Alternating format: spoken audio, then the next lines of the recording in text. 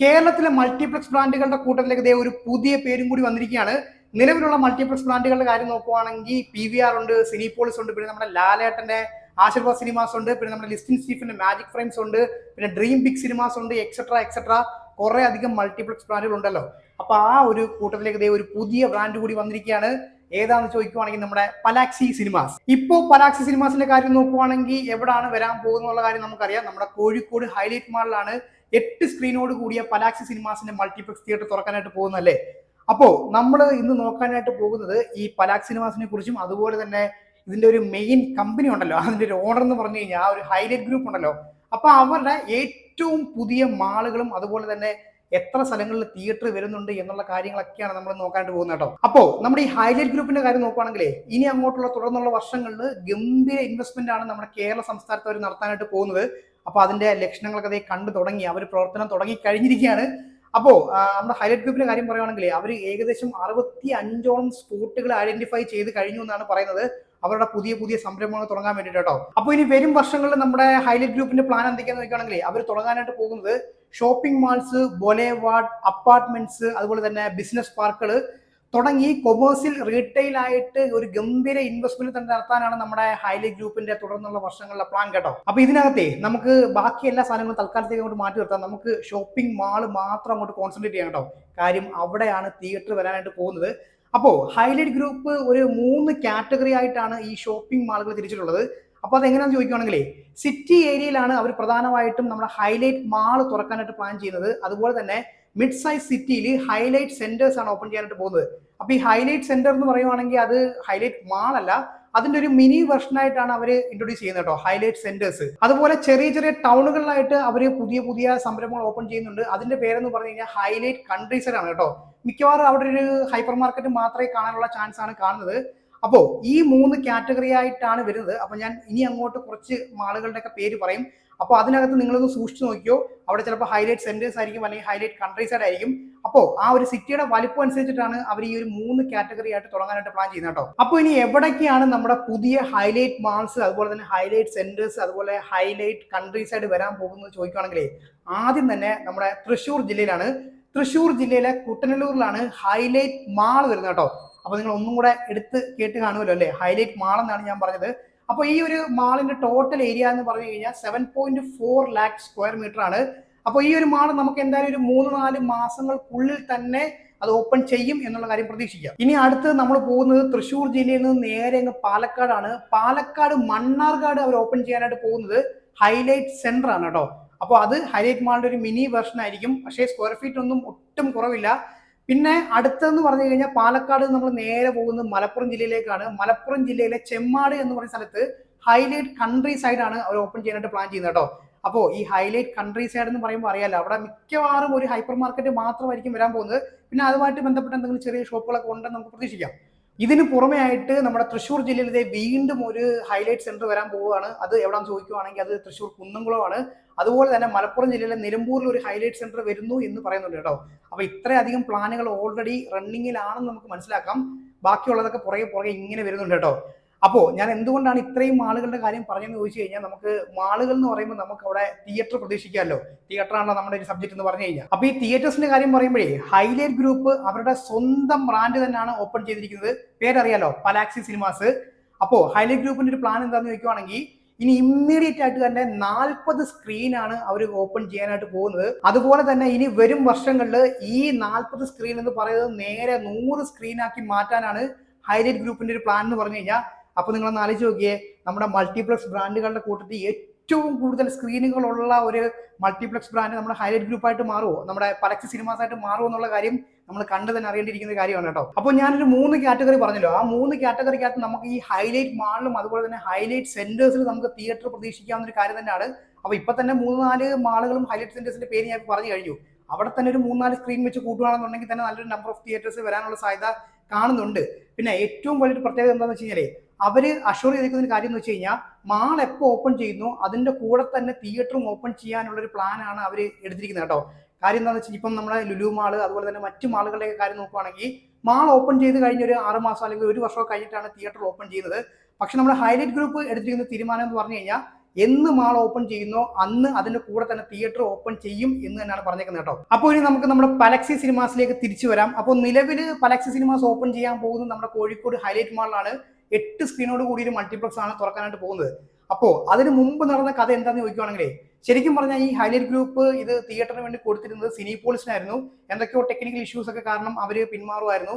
പിന്നെ അത് കഴിഞ്ഞ് അവർ ഹാൻഡ് ഓവർ ചെയ്തത് നമ്മുടെ കാർണിവൽ സിനിമാസിനായിരുന്നു. കാർണിവൽ സിനിമാസിന്റെ കാര്യം അറിയാലോ, കോവിഡ് വന്ന സമയത്ത് കുറേയധികം പ്രശ്നങ്ങളൊക്കെ ആയിട്ട് അവർ ഇന്ത്യയിൽ നിന്ന് തന്നെ മൊത്തത്തിൽ ഒരു പിൻവാങ്ങിയ ഒരു അവസ്ഥയാണ് നമ്മൾ കണ്ടത്.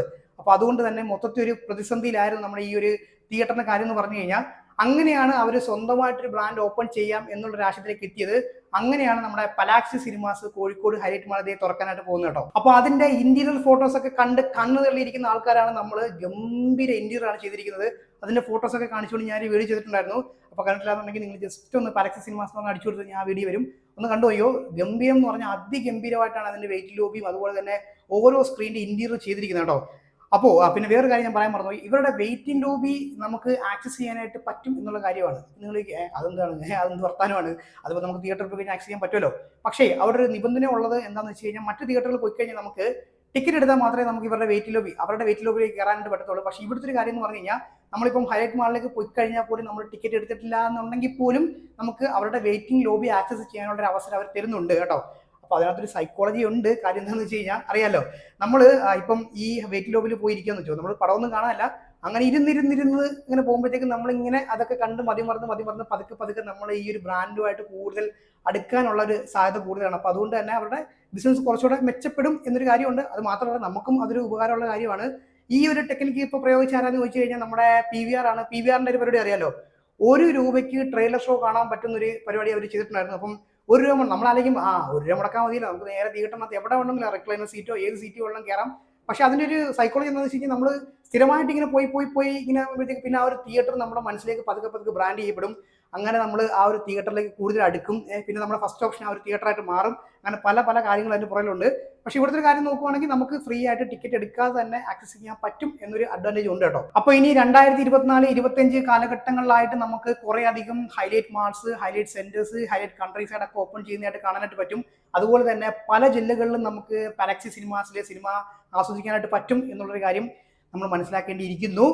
അപ്പോഴേ ഇവിടം കൊണ്ട് നിങ്ങൾ വീഡിയോ നിർത്തുന്നതായിരിക്കും നല്ലത്. ഇനി നിങ്ങൾ കാണാനായിട്ട് പോകുന്ന കുറച്ച് കാര്യങ്ങൾ എന്ന് പറഞ്ഞു കഴിഞ്ഞാൽ ഒരു കംപ്ലീറ്റ് അനാലിസിസ് ആണ്. കാര്യം എന്താണെന്ന് വെച്ച് കഴിഞ്ഞാൽ, നമ്മുടെ പലക്സി സിനിമാസിന്റെ കുറച്ച് സ്പെസിഫിക്കേഷൻ നമുക്ക് കിട്ടിയിട്ടുണ്ട്. പ്രത്യേകിച്ച് എപ്പിക് സ്ക്രീനിന്റെ കുറച്ച് സ്പെസിഫിക്കേഷൻ കിട്ടിയിട്ടുണ്ട്. അപ്പോൾ ഇത് പൂർണ്ണമായിട്ടും അനാലിസിസ് മാത്രമാണ്. നിങ്ങൾ വെറുതെ പറയരുത്. ചിലപ്പോൾ ആൾക്കാരെ കണ്ടിട്ട് പറയും എടേ നെഗറ്റീവ് അടിക്കാനല്ല അങ്ങനെയൊക്കെ പറയും.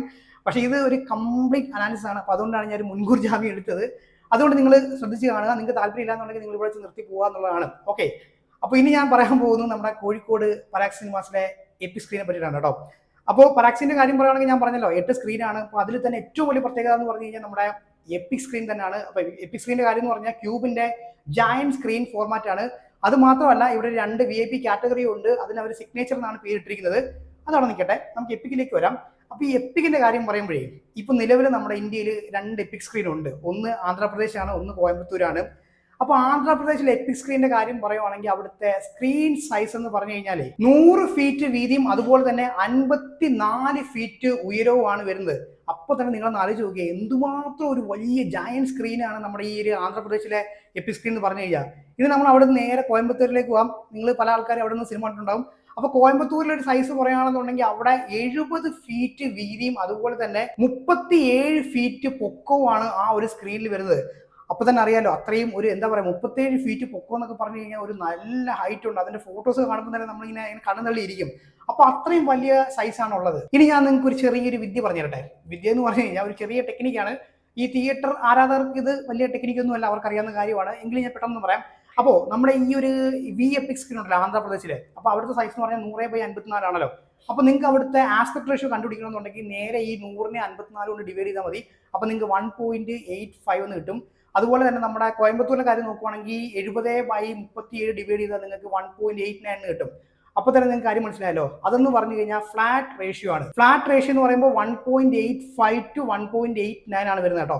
അപ്പോൾ ഇതിന്റെ ഒരു പ്രത്യേകത എന്ന് പറഞ്ഞു കഴിഞ്ഞാൽ ഇത്തരം സ്ക്രീനുകളെ നമ്മൾ PLF സ്ക്രീൻ എന്നാണ് പറയുന്നത്. അതായത് പ്രീമിയം ലാർജ് ഫോർമാറ്റ് സ്ക്രീൻ എന്നാണ് പറയുന്നത് കേട്ടോ. ഇനി നിങ്ങൾക്ക് ഏതെങ്കിലും സ്ക്രീനിന്റെ വിഡ്ത്ത് അറിയാം പക്ഷേ ഹൈറ്റ് അറിയത്തില്ല എന്നുണ്ടെങ്കിൽ നിങ്ങൾ ആ ആസ്പെക്ട് റേഷ്യോ കൊണ്ടൊന്ന് ഡിവൈഡ് ചെയ്ത് നോക്കിയാൽ മതി. ഇപ്പൊ സപ്പോസ് നമ്മുടെ എല്ലാ തിയേറ്ററുകളും വരുന്നത് മറ്റേ സ്കോപ്പ് റേഷ്യോ ആണ്, അതായത് 2.35:1 അല്ലെങ്കിൽ 2.39:1 ആ ഒരു ആസ്പെക്ട് റേഷ്യോ ആണ് വരുന്നത്. അപ്പൊ അതിനെയാണ് സ്കോപ്പ് എന്ന് പറയുന്നത്. നമ്മുടെ നാട്ടിലുള്ള നമ്മുടെ നാട്ടിൽ ഇന്ത്യയിൽ ഏകദേശം മൊത്തത്തിൽ കിടന്ന് കളിക്കുന്നതെന്ന് പറഞ്ഞാൽ ഈ ഒരു സ്കോപ്പ് റേഷ്യോ തന്നെയാണ്. അതിനകത്താണ് നമ്മൾ സിനിമ കണ്ടുകൊണ്ടിരിക്കുന്നത്. അപ്പോൾ അതിന്റെ പ്രശ്നം എന്ന് വെച്ച് കഴിഞ്ഞാൽ ഹൈറ്റ് കുറവായിരിക്കും, പക്ഷേ നമ്മൾ ഫ്ലാറ്റിലേക്ക് മാറുമ്പോഴത്തേക്കും അതിന്റെ ഹൈറ്റ് കൂടുതലായിരിക്കും കേട്ടോ. നമുക്ക് അത്രയും വലിയ ആസ്പെക്ട് റേഷ്യോയിൽ കാണാം എന്നുള്ളതാണ് അതിന്റെ ഒരു അഡ്വാൻറ്റേജ് എന്ന് പറഞ്ഞു കഴിഞ്ഞാൽ.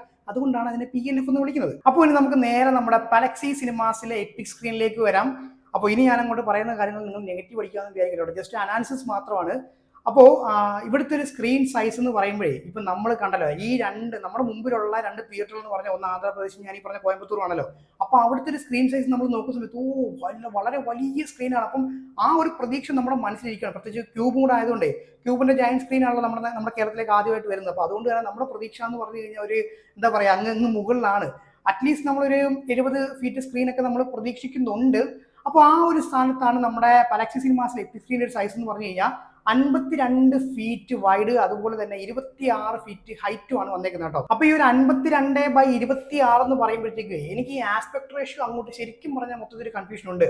അങ്ങനെ ഞാൻ അവരുടെ പ്രസ് മീറ്റ് കണ്ടു നോക്കിയ സമയത്താണ് അവർ പറഞ്ഞത് ഇതൊരു മിക്സ് റേഷ്യോയിൽ വർക്ക് ചെയ്യുന്നത്, അതായത് ഫ്ലാറ്റിലും വർക്ക് ചെയ്യും സ്കോപ്പിലും വർക്ക് ചെയ്യുന്നതാണ് ഇവർ പറയുന്നത്, മിക്സ് റേഷ്യോ. അപ്പോൾ ഞാൻ അങ്ങനെ വിചാരിച്ചു, എന്നാൽ പിന്നെ നോക്കിയേക്കാന്ന് വിചാരിച്ച് നോക്കുമ്പോൾ ഈ 52 ഫീറ്റ് വൈഡ് ആണെന്നുണ്ടെങ്കിൽ അതിനൊരു 28 ഫീറ്റെങ്കിലും വേണം നമ്മുടെ ഈ ഒരു എന്താ പറയുക ഫ്ലാറ്റ് എന്ന് പറഞ്ഞ ഒരു റേഷ്യോയിൽ കളിക്കണമെന്നുണ്ടെങ്കിൽ. അപ്പോൾ ഇവിടെ 26 ഫീറ്റാണ് വരുന്നത്. അപ്പോൾ അതങ്ങോട്ട് മാച്ച് ആവുന്നില്ല. പിന്നെ ഈ ഒരു സ്കോപ്പിന്റെ കാര്യം നോക്കുവാണെങ്കിൽ ശരിക്കും പറഞ്ഞാൽ നമുക്ക് ഈ ഒരു സ്ക്രീനിൽ അത്ര ആവശ്യമില്ല. അപ്പം നമുക്കൊരു ക്രോപ്ഡ് വെർഷനായിട്ട് കിട്ടുകയും ചെയ്യും. അപ്പം മുകളിലും താഴെയായിട്ട് നമുക്ക് ലെറ്റർ ബോക്സിങ് കാണാനായിട്ട് പറ്റും. അപ്പോൾ മൊത്തത്തിൽ അപ്പം എങ്ങനെയാണ് ഇത് അവർ വർക്കൗട്ട് ചെയ്യാൻ പോകുന്നു എന്നുള്ള കാര്യം, ഇത് ശരിക്കും പറഞ്ഞാൽ തിയേറ്ററിൽ നേരിട്ട് പോയി സിനിമ കണ്ടാൽ മാത്രമേ അതിൻ്റെ ആ ഒരു ടെക്നിക്ക്, ഈ ഒരു മിക്സ് റേഷ്യോയുടെ ടെക്നിക്ക് മനസ്സിലാക്കാനായിട്ട് പറ്റത്തുള്ളൂ. ഈ ലെറ്റർ ബോക്സിങ് കൊടുത്തുകൊണ്ട് കാണിക്കുന്ന പരിപാടിയാണെന്നുണ്ടെങ്കിൽ നമ്മുടെ മറ്റു തിയേറ്ററുകളൊക്കെ ചെയ്യുന്നൊരു പരിപാടിയാണ്. അപ്പം ഫുൾ കവറായിട്ട് കിട്ടുമെന്നുള്ള കാര്യമൊക്കെ ശരിക്കും പറഞ്ഞാൽ എനിക്ക് ഡൗട്ട് ഉണ്ട്. 28 ഫീറ്റ് മിനിമം എങ്കിലും ഉണ്ടെങ്കിൽ മാത്രമേ ശരിക്കും പറഞ്ഞാൽ ഈ പറഞ്ഞ സ്ക്രീൻ സൈസിൽ ആസ്പെക്ട് റേഷ്യോ കറക്റ്റ് ആവത്തുള്ളൂ കേട്ടോ. അപ്പോൾ ഇതിനകത്ത് ഇതിപ്പം ഇവരുടെ ഒഫീഷ്യലായിട്ട് തന്നെയാണ് ഞാനിത് മനസ്സിലാക്കിയത്.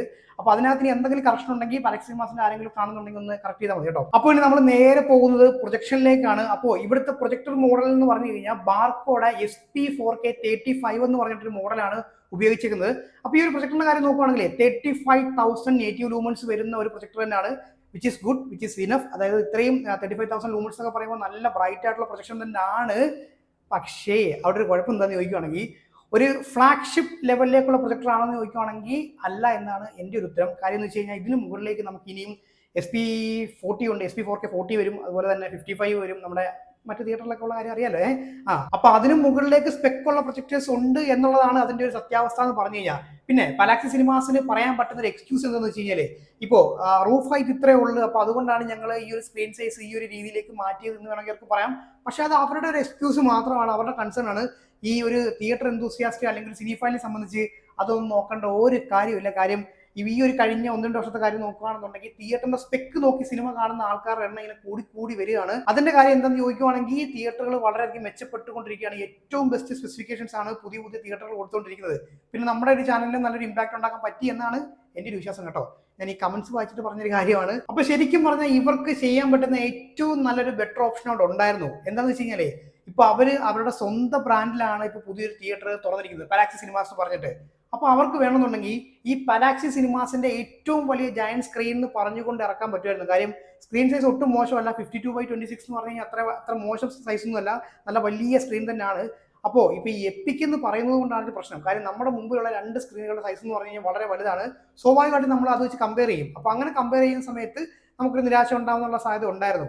പക്ഷേ അതിന് പകരം അവർ ചെയ്യേണ്ട ഒരു കാര്യം എന്ന് വെച്ച് കഴിഞ്ഞാൽ അവരുടെ സ്വന്തം ബ്രാൻഡിൽ ഈ Palaxy Cinemasന്റെ ഏറ്റവും വലിയ ഫോർമാറ്റ്, ഒരു പ്രീമിയം ഫോർമാറ്റ് വേണമെങ്കിൽ ഇപ്പോൾ Palaxyയുടെ സ്പെല്ലിംഗ് നോക്കുവാണെങ്കിൽ അതിനകത്ത് തന്നെ PLX അല്ലെങ്കിൽ ഒരു PXI സ്ക്രീൻ എന്നൊക്കെ പറഞ്ഞിട്ട് ഒരു പേരൊക്കെ കൊടുത്തിട്ട് അവർക്ക് അവരുടെ സ്വന്തം ബ്രാൻഡിൽ ഒരു തിയേറ്റർ വേണമെങ്കിൽ, തിയേറ്റർ അല്ല, ആ ഒരു സ്ക്രീൻ ഇറക്കാമായിരുന്നു. അങ്ങനെ ചെയ്തായിരുന്നെങ്കിൽ കുറച്ചും കൂടെ ഒരു ഈ തിയേറ്റർ എന്തൂസിയാസ്റ്റിന്റെ കാര്യമാണ് ഞാൻ ഈ പറയുന്നത്. സാധാരണ ജനങ്ങളെ സംബന്ധിച്ച്, അതായത് ഇപ്പം ഏതെങ്കിലും ഒരു തിയേറ്ററിൽ പോയി സിനിമ കണ്ടാൽ മതി എന്നുള്ള ആൾക്കാരെ സംബന്ധിച്ച് ഇതൊന്നും അവരെ ബാധിക്കുന്ന ഒരു പ്രശ്നമേ അല്ല, അത്ര വലിയ ആനക്കാര്യമൊന്നും അല്ല ഞാൻ ഈ പറയുന്നത്. നമ്മൾ ഇതൊക്കെ വൃത്തിയായിട്ട് നോക്കുന്നതുകൊണ്ട് ഉള്ള കാര്യമാണ് കേട്ടോ. അപ്പൊ എന്തായാലും നിങ്ങൾ ഇതൊരു വീഡിയോ കണ്ടല്ലോ. അപ്പൊ എന്തായാലും നമുക്ക് നമ്മുടെ കേരളത്തിലെ ഏറ്റവും ബിഗ്ഗസ്റ്റ് സ്ക്രീൻ സൈസ് ഉള്ള തിയേറ്ററുകളെ കുറിച്ചൊന്ന് പറഞ്ഞ് നിർത്തിയാലോ. ആ അപ്പോൾ അതിനകത്ത് ആദ്യത്തെ തിയേറ്റർ എന്ന് പറഞ്ഞു കഴിഞ്ഞാൽ യെസ് ഓഫ് കോഴ്സ് നിങ്ങൾക്ക് അറിയാവുന്ന കാര്യമാണ് നമ്മുടെ ട്രിവാൻഡ്രം ഏരീസ് ഫ്ലെക്സ് തിയേറ്റർ. അപ്പോൾ ഏരീസ് ഫ്ലെക്സിന്റെ സൈസ് നോക്കുകയാണെന്നുണ്ടെങ്കിൽ 72 ഫീറ്റ് വൈഡ്, അതുപോലെ തന്നെ 31 ഫീറ്റ് ഹൈറ്റ് ആണ് വരുന്നത്, 72/31. ഇനി രണ്ടാമത്തെ തിയേറ്റർ എന്ന് നോക്കുകയാണെങ്കിൽ നമ്മുടെ കൊല്ലം ജില്ലയിലാണ്, നമ്മുടെ കൊല്ലം ജില്ലയിലെ പാരിപ്പള്ളി രേവതി സിനിമാക്സ്. അപ്പോൾ അവിടുത്തെ കാര്യം നോക്കുവാണെങ്കിൽ 70 ഫീറ്റോളമാണ് അവിടുത്തെ ആ ഒരു സ്ക്രീൻ വിട്ട് വരുന്നത്, അതുപോലെ തന്നെ 30 ഫീറ്റോളമാണ് അതിന്റെ ഒരു പൊക്കം എന്ന് പറഞ്ഞു കഴിഞ്ഞാൽ കേട്ടോ. അപ്പോൾ നിങ്ങൾ ആലോചിക്കും നമ്മുടെ ട്രിവാൻഡ്രം ഐമാക്സ് തിയേറ്റർ എവിടെയാണെന്ന്. ഐമാക്സ് തിയേറ്റർ എങ്ങും പോയിട്ടില്ല, നമ്മുടെ കേരളത്തിലെ ഏറ്റവും വലിയൊരു സ്ക്രീൻ തന്നെയാണ്. അപ്പോൾ ഐമാക്സ് സ്ക്രീനിന്റെ സൈസ് നോക്കുകയാണെന്നുണ്ടെങ്കിൽ 66 ഫീറ്റ് വൈഡ് സ്ക്രീനാണ് നമ്മുടെ ഐമാക്സ് ഉള്ളത്, അതുപോലെ തന്നെ പൊക്കം നോക്കുവാണെങ്കിൽ 36 ഫീറ്റ് ഹൈറ്റ് ആണ് നമ്മുടെ ഐമാക്സ് സ്ക്രീൻ വരുന്നത് കേട്ടോ. പിന്നെ ഈ ഒരു സ്ക്രീൻ ഇത്ര വലുതായിട്ട് തോന്നുന്ന കാര്യം എന്ന് വെച്ച് കഴിഞ്ഞാൽ അതിന്റെ ഒരു പൊക്കം തന്നെയാണ്. 36 ഫീറ്റ് പൊക്കം എന്ന് പറയുമ്പോഴത്തേക്ക് തന്നെ നമുക്ക് വളരെ വലിയൊരു സൈസ് തോന്നാൻ പറ്റും. പക്ഷെ ഇവിടുത്തെ കാര്യം നോക്കുവാണെങ്കിൽ നമ്മുടെ ഐമാക്സ് സ്ക്രീൻ എന്ന് പറഞ്ഞാൽ ഫ്ലാറ്റ് റേഷ്യോയിൽ പ്ലേ ചെയ്യുന്ന ഒരു തിയേറ്റർ ആണ്. പക്ഷേ നമ്മുടെ ഏരീസ് ആണെങ്കിലും അല്ലെങ്കിൽ നമ്മുടെ രേവതി സിനിമാക്സ് ആണെങ്കിലും അതൊരു PLF ഫോർമാറ്റ് അല്ല, സ്കോപ്പ് റേഷ്യോയിൽ കളിക്കുന്ന 2 തിയേറ്റേഴ്സ് ആണ്. പക്ഷേ അവരുടെ കാര്യം നോക്കുവാണെങ്കിൽ ശരിക്കും പറഞ്ഞാൽ അവർ രണ്ടുപേരും മുട്ടാനായിട്ട് കേരളത്തിൽ ഇന്നേ വരെ ഒരു തിയേറ്റർ വന്നിട്ടില്ല എന്നുള്ളതാണ്. അതിന്റെ കാര്യം എന്താണെന്ന് വെച്ച് കഴിഞ്ഞാൽ അവിടുത്തെ പ്രൊജക്ടേഴ്സ് തന്നെയാണ്. പ്രൊജക്ടേഴ്സിന്റെ കാര്യം ഞാൻ പറഞ്ഞിട്ടുണ്ട്, ഈ 2 തിയേറ്ററുകളെ പ്രൊജക്ടറുകളെ കമ്പയർ ചെയ്തുകൊണ്ട് ഞാൻ പറഞ്ഞിട്ടുണ്ട്. കാര്യം ക്രിസ്റ്റിയുടെ ബ്രാൻഡ് അതുപോലെ തന്നെ ബാർക്കോ ആണ് ഇപ്പം ഇതിനകത്ത് നിൽക്കുന്ന നിലവിലുള്ള ഏറ്റവും ഹൈഗസ്റ്റ് സ്പെക്കോട് കൂടി 2 പ്രൊജക്ടേഴ്സ് ആണ് ഈ 2 തിയേറ്ററിൽ ഇരിക്കുന്നത്. അപ്പോൾ 1:1 സ്പെക്ക് കമ്പയർ ചെയ്യുന്ന സമയത്ത് നമുക്ക് വേണമെന്നുണ്ടെങ്കിൽ നമ്മുടെ രേവതി സിനിമാക്സിലെ പ്രൊജക്ടറിനെ വേണമെങ്കിൽ ഒന്ന് മുകളിലേക്ക് കയറ്റി വെക്കാവുന്ന ഒരു കാര്യമാണ്. പക്ഷേ ഏരീസ് എന്തുകൊണ്ടാണ് അതിൽ നിന്നും മെച്ചപ്പെട്ട ഒരു പ്രൊജക്ഷനിലേക്ക് വരുന്ന കാര്യം വെച്ച് കഴിഞ്ഞാൽ അവിടെ ഉപയോഗിക്കുന്നത് സ്ട്രോങ് MDയുടെ സ്ക്രീനാണ് കേട്ടോ. അപ്പോൾ അതുകൊണ്ട് തന്നെ അതിൻ്റെ ഒരു അഡ്വാൻറ്റേജ് ഉണ്ടായിരുന്നു. നമ്മൾ അവതാർ 2 കാണാൻ പോയ സമയത്ത് 1:1 കമ്പയർ ചെയ്ത് പറഞ്ഞൊരു കാര്യമൊക്കെ ആണ്. യെസ്, അപ്പോൾ ഇവരെ രണ്ടുപേരെയും വെല്ലാനായിട്ട് ശരിക്കും പറഞ്ഞാൽ ഇപ്പോഴും കറണ്ട് പൊസിഷൻ ഇങ്ങനെ 1ഉം 2ഉം ഒക്കെ ആയിട്ട് ഇങ്ങനെ നിൽക്കുന്നുണ്ട് കേട്ടോ. അപ്പം അതിനകത്തൊന്നും ചെയ്യാൻ പറ്റാത്ത അവസ്ഥയാണ്.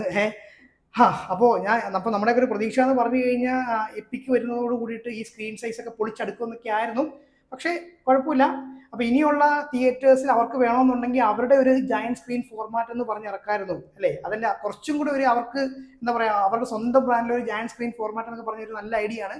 വേണമെങ്കിൽ പരീക്ഷിച്ച് നോക്കാവുന്ന ഒരു കാര്യമാണല്ലേ. അപ്പോൾ എന്തായാലും ചുരുക്കി പറയുവാണെങ്കിൽ 2024-25 കാലഘട്ടമായിട്ട് നമ്മുടെ ഹൈലൈറ്റ് ഗ്രൂപ്പിന്റെ ഒരുപാട് മാളുകളും അതുപോലെ സെന്റേഴ്സും അതുപോലെ കൺട്രി സൈഡും ഒക്കെ വരുന്നുണ്ട്. പിന്നെ അതുപോലെ തന്നെ അവരുടെ അപ്പാർട്ട്മെന്റ്സ്, പിന്നെ കൊച്ചിയിൽ ഒരു വെറൈറ്റി സാധനം വരുന്നുണ്ട്, ഞാൻ പറഞ്ഞായിരുന്നല്ലോ. അങ്ങനെ കുറേ അധികം സംഭവങ്ങൾ വരുന്നുണ്ട്. അപ്പം ഇനി അങ്ങോട്ട് അവരുടെ ഡ്രോയിങ് ടേബിളിൽ 10 മാളിന്റെ ഐഡിയ കൊണ്ടെന്നാണ് അവർ പറയുന്നത്.